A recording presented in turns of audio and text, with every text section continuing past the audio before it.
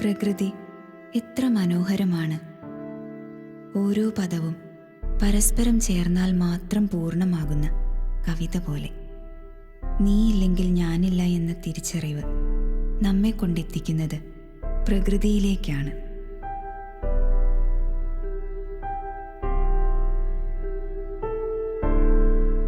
ദൈവം ഒരു ചിത്രകാരനെ പോലെയാവും ഭൂമിയെ സൃഷ്ടിച്ചത്. ഒന്ന് സങ്കല്പിച്ചു നോക്കൂ. ഓരോ നിറച്ചാർത്തിന് ശേഷവും അവൻ അതിനെ ആസ്വദിക്കുന്നത്. ഹാ, എത്ര മനോഹരം എന്ന് പറഞ്ഞ് ആനന്ദിക്കുന്നത്. എങ്കിലും തൃപ്തനാകാതെ ഏറെ വ്യസനിക്കുന്നത്. ഒടുവിൽ ആ ചിത്രത്തിനടിയിൽ തൻ്റെ കയ്യൊപ്പുകൊണ്ട് മനുഷ്യനെ സൃഷ്ടിച്ച് പൂർണ്ണതയിൽ നിർവൃതി കൊള്ളുന്നത്.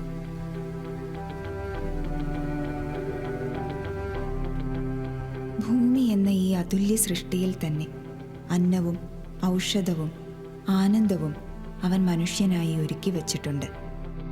അതുകൊണ്ട് തന്നെ ആ അനുഗ്രഹങ്ങൾ തേടിയുള്ള ഓരോ യാത്രയും നമ്മുടെ തൊടിയിൽ തന്നെ അവസാനിക്കുമെന്നതാണ് സത്യം. നമ്മുടെ കയ്യെത്തും ദൂരത്തുള്ള തൊടിയിലെ സൗഖ്യത്തെ തിരിച്ചറിയുവാൻ നമുക്കും ശ്രമിക്കാം.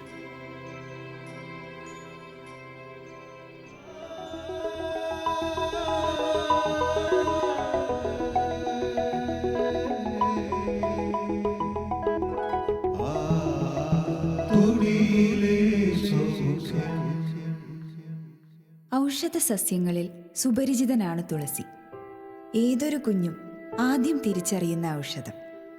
മനുഷ്യ ശരീരത്തെ ആന്തരികമായും ബാഹ്യമായും സംരക്ഷിക്കാനുള്ള കഴിവ് തുളസിക്ക് സമമായി മറ്റൊന്നിനുമില്ല എന്ന് തന്നെ പറയാം. ഇന്ന് നമ്മൾ പരിചയപ്പെടാൻ പോകുന്ന ഔഷധ സസ്യം തുളസിയാണ്. നമ്മൾക്ക് ഏവർക്കും സുപരിചിതമായ ഒരു ഔഷധ സസ്യമാണ് തുളസി. നമ്മുടെ പറമ്പുകളിൽ യാതൊരുവിധ സംരക്ഷണവും കൂടാതെ ധാരാളമായി കണ്ടുവരുന്ന ഒരു സസ്യം.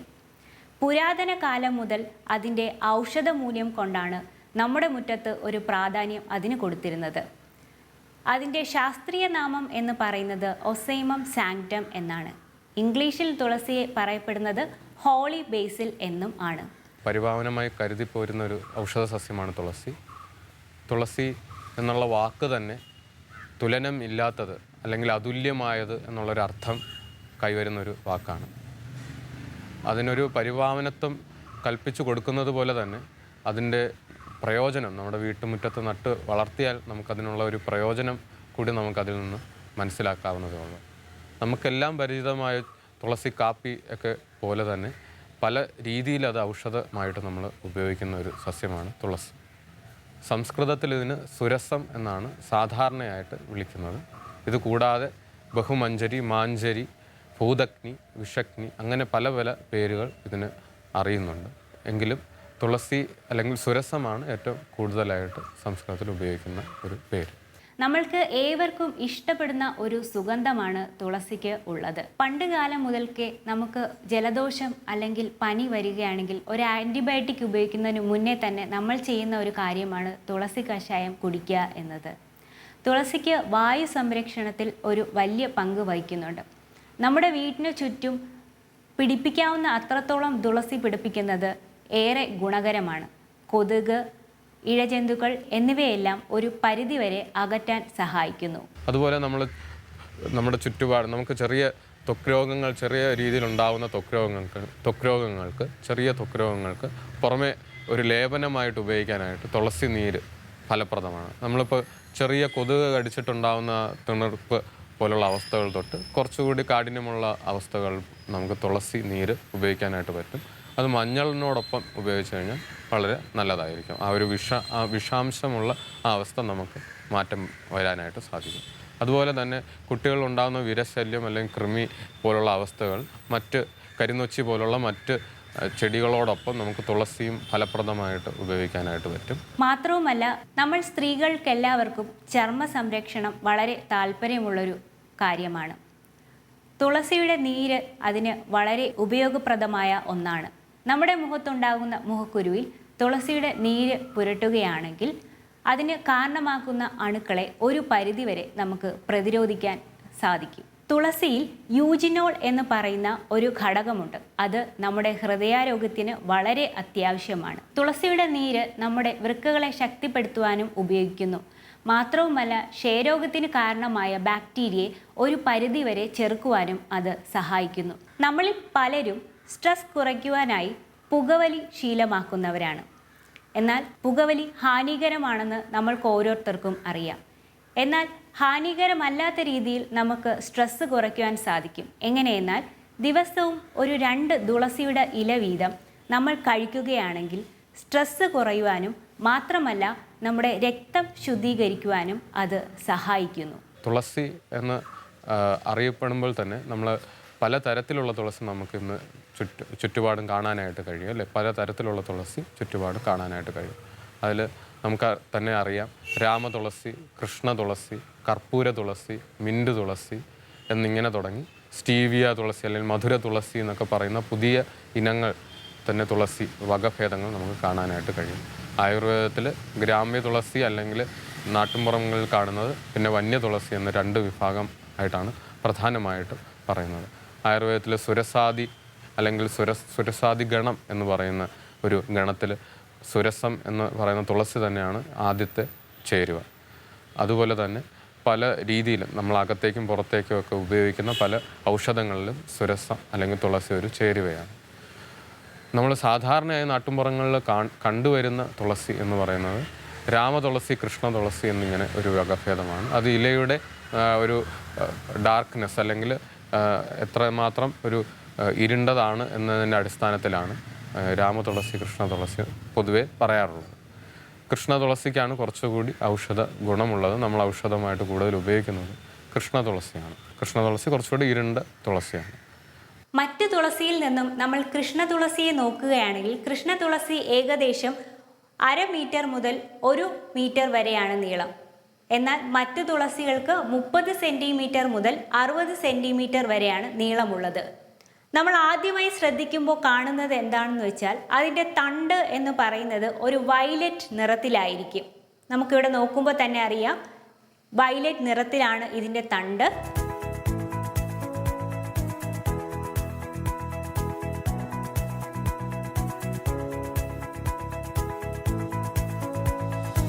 മാത്രവുമല്ല, ഇതിൻ്റെ തണ്ട് രോമാവൃതമായ രീതിയിലാണ്. നമ്മളിങ്ങനെ തൊട്ട് നോക്കുകയാണെങ്കിൽ നമുക്ക് എന്തോ തട്ടുന്നത് പോലെ തോന്നും.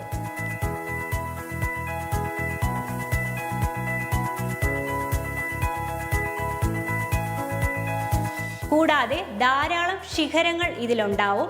ഇതിൻ്റെ ഇല നമ്മൾ നോക്കുകയാണെങ്കിൽ മറ്റ് തുളസിയിൽ നിന്നും വളരെയധികം വ്യത്യാസമാണ്. ഇതിൻ്റെ ഒരു കളറിലായാലും ഒരു ചെറിയ വ്യത്യാസം ഉണ്ടാകും.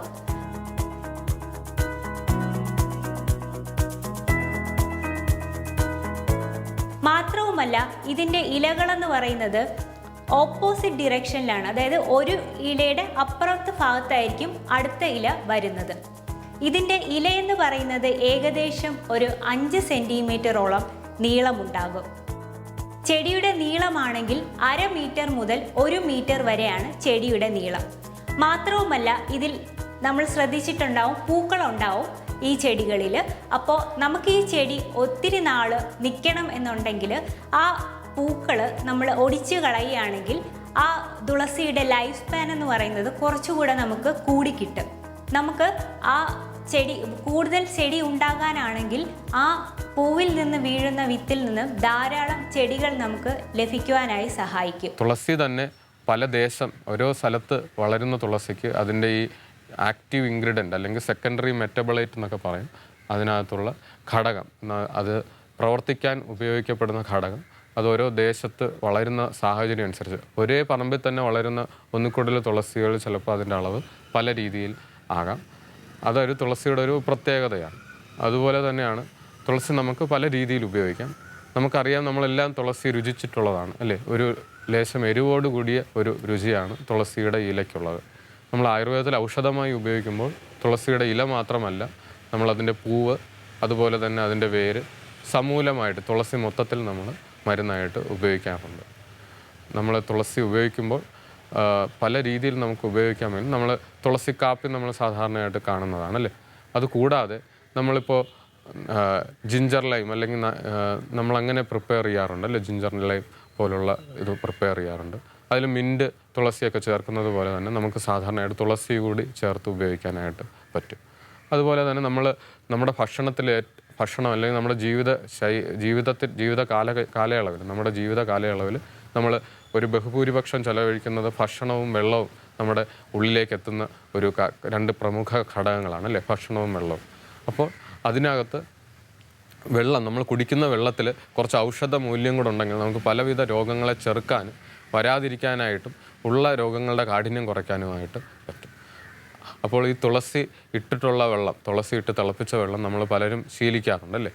അങ്ങനെ തുളസി ഇട്ടുള്ള വെള്ളം പക്ഷെ ദീർഘനാൾ ഒരു ഇല അല്ലെങ്കിൽ ഒരു ദ്രവ്യം ഇട്ട് തിളപ്പിച്ച് കുടിക്കുന്ന ശരീരത്തിന് ചിലപ്പോൾ അത്ര നല്ലതാവണമെന്നില്ല. എങ്കിൽ പോലും തുളസി നമുക്ക് ചുറ്റുപാടും പനിയൊക്കെ പടർന്നു പിടിക്കുന്ന ഒരവസ്ഥ, അല്ലെങ്കിൽ ചുറ്റുപാടും കഫക്കെട്ടൊക്കെ ഉള്ള ഒരവസ്ഥ, കുട്ടികൾക്ക് കഫക്കെട്ടൊക്കെ വരുന്നൊരവസ്ഥ, അല്ലെങ്കിൽ ഇപ്പോൾ നല്ല വേനൽ മാറിയിട്ട് മഴക്കാലമാകുന്ന തുടങ്ങുന്ന ഒരവസ്ഥ, അത്തരം ഒരു കാലാവസ്ഥ മാറ്റം വരുന്നൊരു സമയത്ത് നമ്മൾ സാധാരണയായിട്ട് കുടിക്കുന്ന വെള്ളം, ഇപ്പോൾ വേനൽക്കാലത്ത് നമ്മൾ ചൂടിൻ്റെ കാഠിന്യം കുറയ്ക്കാനായിട്ട് രാമച്ചവും അല്ലെങ്കിൽ നറുനീണ്ടിയൊക്കെ ഇട്ട് തിളപ്പിച്ച വെള്ളം കുടിക്കുമായിരിക്കും. പക്ഷെ മഴക്കാലം ആകുമ്പോഴേക്കും നമുക്ക് വേണമെങ്കിൽ തുളസിയില ഇട്ട് കുറച്ച് ഒരു 2 ആഴ്ച നമുക്ക് തുളസിയില ഇട്ട് വെള്ളം തിളപ്പിച്ച് കുടിക്കാവുന്നതാണ്. അപ്പോൾ കുട്ടികൾക്കുള്ള കഫക്കെട്ടൊക്കെ വരാതിരിക്കാനും അതുപോലെ തന്നെ bacterial infection, viral infection, upper respiratory ഇൻഫെക്ഷനെയൊക്കെ കുറേയൊക്കെ തടുക്കാനും ഈ തുളസിക്ക് വളരെ അധികം പ്രയോജനം ചെയ്യാനായിട്ട് സാധിക്കും. അതുപോലെ തന്നെ നമുക്ക് തുളസി നമ്മൾ സാധാരണയായിട്ട് ഭക്ഷണത്തിൽ ഉപയോഗിക്കുന്നതാണ് രസം അല്ലേ, രസം. അപ്പോൾ നമുക്ക് തുളസിയും കൂടെ രസത്തിൽ വേണമെങ്കിൽ ചേർത്ത് ഉപയോഗിക്കാനായിട്ട് പറ്റും. ഈ മഴക്കാലം ആരംഭിക്കുന്ന സമയത്ത് കുരുമുളക് ഒക്കെ ഉപയോഗിക്കുന്നത് പോലെ രസത്തിൽ ഉപയോഗിക്കുന്നത് പോലെ തുളസി കൂടെ ചേർത്ത് നമുക്ക് രസം ഒന്നുകൂടി മോടി പിടിപ്പിക്കാനായിട്ട് പറ്റും. അതിൻ്റെ ഔഷധ ഗുണം നമുക്ക് ഉള്ളിലേക്ക് എത്തുകയും ചെയ്യും. മാത്രവുമല്ല തുളസിയും ഇഞ്ചിയും ചേർന്നുള്ള ചേരുവകൾ അല്ലെങ്കിൽ തുളസിയും കുരുമുളകും ചേർന്നുള്ള ചേരുവകൾ നമുക്ക് ഔഷധമായിട്ട് വളരെ ഫലപ്രദമായിട്ട് ഉപയോഗിക്കാം. നമ്മുടെ വീട്ടിൽ നമുക്ക് തന്നെ തയ്യാറാക്കാവുന്ന സിറപ്പ്, അത് തുളസി നീര് അതിൻ്റെ ഒരു ഘടകമായിട്ട് നമുക്ക് ഉപയോഗിക്കാനായിട്ട് പറ്റും. അപ്പോൾ നമുക്ക് തുളസി നീര് നമ്മൾ എടുത്തിട്ട് തേനൊക്കെ ചേർത്തിട്ട് അല്ലെങ്കിൽ പഞ്ചസാര ചേർത്ത് കുഞ്ഞുങ്ങൾക്ക് സിറപ്പായിട്ട് കൊടുക്കാനായിട്ട് പറ്റും. കഫക്കെട്ടിൻ്റെയൊക്കെ ആരംഭത്തിൽ തന്നെ കൊടുക്കുകയാണെങ്കിൽ വലിയ കാഠിന്യത്തോടെയുള്ള കഫക്കെട്ടിലേക്ക് മാറാതെ അത് സൂക്ഷിക്കാനായിട്ട് പറ്റും.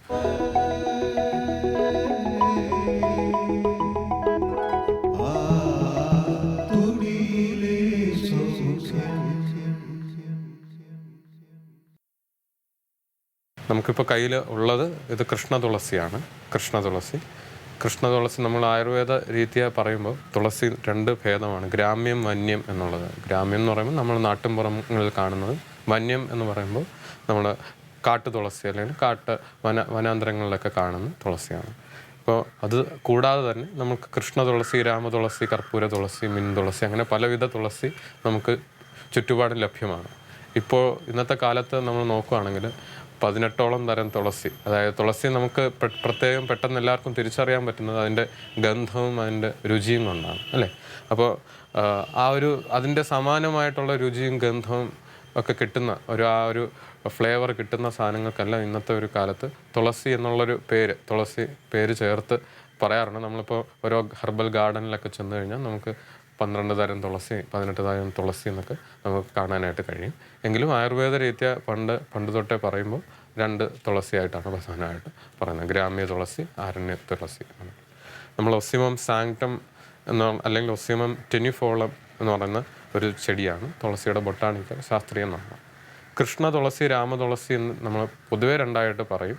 അത് ഇലയുടെ ഒരു ഇരുണ്ട ഇല ഉണ്ടെങ്കിൽ കൃഷ്ണ തുളസി, അതുപോലെ കുറച്ചുകൂടെ കടുപ്പം കുറഞ്ഞ ഇല ഉണ്ടെങ്കിൽ രാമതുളസി എന്ന് നമുക്ക് സാമാന്യമായിട്ട് പറയാനായിട്ട് കഴിയും.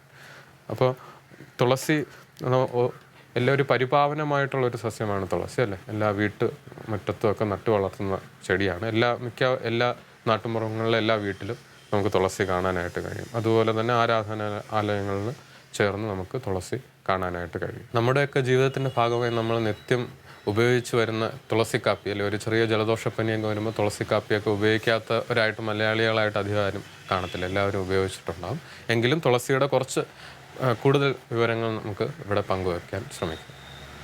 തുളസി പ്രധാനമായിട്ടും പ്രവർത്തിക്കാൻ ഉള്ള ഒരു ഘടകം എന്ന് പറയുന്നത് അതിൽ യൂജിനോൾ എന്ന് പറഞ്ഞൊരു രാസവസ്തു ഇതിനകത്ത് അടങ്ങിയിട്ടുണ്ട്. ബാഷ്പ സ്വഭാവമുള്ള യൂജിനോൾ എന്ന വസ്തു. അത് തുളസിയുടെ പൂവിലും വേരിലും ഒക്കെ കുറച്ചുകൂടെ കൂടുതൽ അളവിൽ ഇതിന് ആക്റ്റീവായിട്ടുള്ള ഇൻഗ്രീഡിയൻസ് കൂടുതലായിട്ടുണ്ട്. ആയുർവേദത്തിൽ തുളസിയുടെ പല ഭാഗങ്ങൾ ഉപയോഗിക്കുന്നുണ്ട്. ഏറ്റവും പ്രധാനമായിട്ടും അതിൻ്റെ ഇല ഉപയോഗിക്കുന്നുണ്ട്, അതുപോലെ തന്നെ പൂവ് ഉപയോഗിക്കുന്നുണ്ട്, സമൂല മൊത്തത്തിലായിട്ട് ഉപയോഗിക്കുന്നുണ്ട്. മാത്രമല്ല അകത്തേക്കും പുറത്തേക്കും നമുക്ക് തുളസി ഉപയോഗിക്കാനായിട്ട് പറ്റും. അപ്പോൾ തുളസി അകത്തേക്ക് ഉപയോഗിക്കുന്ന കുറച്ച് കാര്യങ്ങൾ, തുളസി നീര് എടുക്കുന്ന കാര്യം എല്ലാവർക്കും അറിയാം, എങ്കിലും അത് ജസ്റ്റ് ഒന്ന് കാണിക്കുകയാണ് ഇവിടെ. തുളസി നമ്മൾ ഇല തിരഞ്ഞെടുക്കുമ്പോൾ ശ്രദ്ധിക്കണം. അതായത് തുളസിയിൽ ചിലപ്പോൾ ചെറിയ പത പോലെയുള്ള അവസ്ഥകൾ കാണാറുണ്ട് നമ്മൾ വീട്ടിൽ. അതുപോലെ ചെറിയ ജീവികൾ, ചെറിയ ചിലന്തിയൊക്കെ കാണാറുണ്ട്. അപ്പോൾ അതൊന്നും ഇല്ലാത്ത തുളസി ഇലകൾ വേണം നമ്മൾ തിരഞ്ഞെടുക്കാനായിട്ട്. അത്തരം ഇലകൾ നോക്കി തിരഞ്ഞെടുത്ത് നന്നായിട്ട് സൂക്ഷിച്ച് നോക്കിയാൽ മാത്രമേ അത് നമുക്ക് ചിലപ്പോൾ കാണാനായിട്ട് കഴിയുള്ളൂ. അത്തരം ഒന്നും ഇല്ലയെന്ന് ഉറപ്പ് വരുത്തിയ ശേഷം വേണം തുളസി ഇലകൾ എടുക്കാനായിട്ട്. ശരിക്കും തുളസി ഇല പറിക്കുന്നതിനും മറ്റും ഈ പല ശാസ്ത്രീയമായ കാര്യങ്ങൾ അല്ലെങ്കിൽ ഒരു ആരാധനാ രീതിയിലുള്ള സ്വഭാവങ്ങളൊക്കെ പറയുന്നുണ്ടെങ്കിലും നമുക്ക് പ്രാക്ടിക്കലായിട്ട് നമ്മൾ അത്തരം കാര്യങ്ങൾ ശ്രദ്ധിക്കണമെന്നില്ല. എന്നാലും നമുക്ക് തുളസി ഇല എടുക്കാം. കണ്ടില്ല, ചില ഇല ഇതുപോലെ ജീവി കൊണ്ട് മടങ്ങിയിരിക്കുന്നുണ്ടാകും. അത് നമ്മൾ എടുക്കാതിരിക്കുന്നതാണ് നല്ലത്. തുളസി പൂവിന് ഞാൻ നേരത്തെ പറഞ്ഞ പോലെ കുറച്ചുകൂടെ ഗുണം കൂടുതലാണ്. തുളസിയുടെ പേര് തന്നെ ബഹുമഞ്ജരി എന്നുള്ളൊരു പേരുണ്ട്. അത് ഈ തുളസിയുടെ പൂവിൻ്റെ പ്രത്യേകത കൊണ്ടാണ് ആ ബഹുമഞ്ജരി എന്നുള്ള പേര് വന്നിട്ടുള്ളത്. അതുകൊണ്ട് പൂവ് ഉൾപ്പെടെ നമുക്ക് എടുക്കാനായിട്ട് കഴിയും.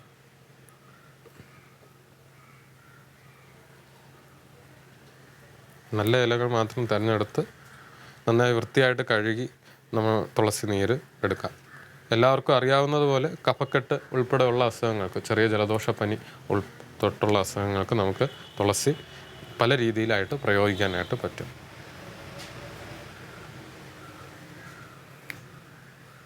നമ്മൾ ഇലകൾ എടുക്കുകയാണ്. കുറച്ച് ഇല എടുത്തിട്ടുണ്ട്. ഇലകൾ നമുക്ക് പല രീതിയിൽ ഒന്ന് ചതച്ച് കഴിഞ്ഞാൽ അതിൻ്റെ കുറച്ചുകൂടെ ഗുണം കൂടുതൽ വെള്ളത്തിലേക്ക് എത്താനായിട്ട് സഹായിക്കും. അതുകൊണ്ട് നമ്മൾ ചതയ്ക്കുക. വെള്ളം തിളപ്പിക്കാൻ അല്ലെങ്കിൽ നമ്മൾ തുളസി കാപ്പിയൊക്കെ ഉണ്ടാക്കുകയാണെങ്കിൽ ഒന്ന് ചതച്ചാൽ നല്ലതായിരിക്കും. അല്ലാതെ നമുക്ക് നീരെടുക്കാനാണെങ്കിൽ നമുക്ക് നന്നായിട്ട് അരച്ചെടുക്കണം.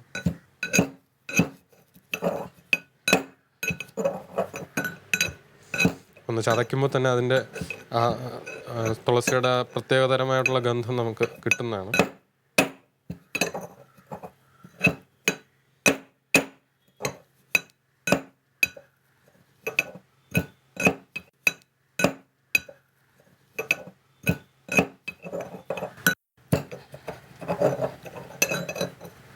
നമ്മൾ തുളസി നീര് ഏകദേശം ആയിട്ടുണ്ട്. തുളസി നീര് കൊണ്ട് നമുക്ക് സിറപ്പായിട്ട് കുഞ്ഞുങ്ങൾക്ക് കൊടുക്കാനായിട്ട് പറ്റും. തുളസി ഇടിച്ച് പിഴിഞ്ഞിട്ടുണ്ട്. നമുക്കത് പിഴിഞ്ഞെടുക്കാം നീര്.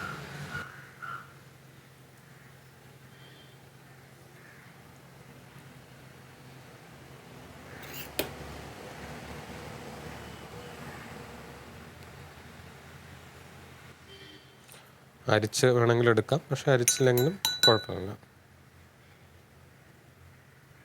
അപ്പോൾ നമുക്കൊരു 1.5 ടീസ്പൂണോളം തുളസി നീര് കിട്ടിയിട്ടുണ്ട്. ഇത് നമുക്ക് തേൻ ചേർത്ത് നമുക്ക് ഉപയോഗിക്കാനായിട്ട് പറ്റും. നമ്മൾ തേൻ ആൾറെഡി എടുത്തിട്ടുണ്ട്. കുട്ടികൾക്ക് അതിൻ്റെ രുചി പ്രയാസം വരുന്നില്ല. ചെറിയ എരിവ് ഉണ്ടാവുമല്ലോ തുളസിക്ക്, അപ്പോൾ ആ എരിവിൻ്റെ ഇത് കുറയും. മാത്രമല്ല കഫക്കെട്ടിന് കുറച്ചുകൂടെ നല്ലതാണ്. നമ്മൾ 2 ടീസ്പൂണോളം തുളസി നീര് കിട്ടിയിട്ടുണ്ട്. ഏകദേശം സമം തേൻ ചേർത്ത് നമുക്ക് ഉപയോഗിക്കാനായിട്ട് പറ്റും. ഈ തുളസി സിറപ്പ് തന്നെ നമുക്ക് പല രീതിയിൽ ഉപയോഗിക്കാനായിട്ട് പറ്റും. ഇതിനകത്ത് കുറച്ച് ഇഞ്ചി നീരും കൂടെ നമ്മൾ ഉപയോഗിക്കുകയാണെങ്കിൽ നമുക്കത് നല്ലതായിരിക്കും. ഇഞ്ചി നീരും കൂടെ നമുക്ക് ഉണ്ടെങ്കിൽ കുറച്ചുകൂടെ ദഹനം കുറച്ചുകൂടെ മെച്ചപ്പെടുത്താൻ പറ്റും. നമ്മുടെ ജീർണജ്വരം അല്ലെങ്കിൽ പനി മാറുന്ന ഒരവസ്ഥയിൽ നമുക്ക് ആ ഉള്ളിലുള്ള പനിയുടെ ബാക്കി ശേഷിപ്പ് മാറ്റാനായിട്ട് ഇഞ്ചി നീരും കൂടെ ചേർത്തിട്ടുള്ള ഈ തുളസി സ്വരസം വളരെ നല്ലതായിരിക്കും.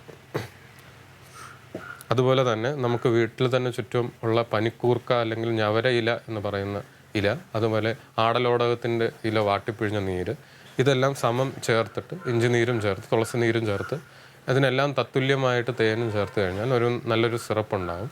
അത് നമുക്ക് ഒരു ദിവസം അല്ലെങ്കിൽ 1-2 ദിവസത്തേക്ക് നമുക്ക് വെക്കാം. ദീർഘനാൾ നമ്മൾ പ്രിസർവേറ്റീവ്സ് ഒന്നും ചേർക്കാത്തത് കൊണ്ട് വെക്കാനായിട്ട് കഴിയില്ല. അതിനകത്ത് തന്നെ നമുക്ക് വേണമെങ്കിൽ ലേശം കുരുമുളക് പൊടിയും കൂടെ ചേർത്ത് കഴിഞ്ഞാൽ ഒരു നല്ല സിറപ്പായി അത് കുഞ്ഞുങ്ങൾക്ക് കഫക്കെട്ടുള്ള തുടക്കത്തിലുള്ള അവസ്ഥകളിൽ നമുക്ക് 1/2 ടീസ്പൂണോ അല്ലെങ്കിൽ 1 ടീസ്പൂണോ ചേർത്ത് പല വട്ടമായിട്ട് കൊടുക്കാം.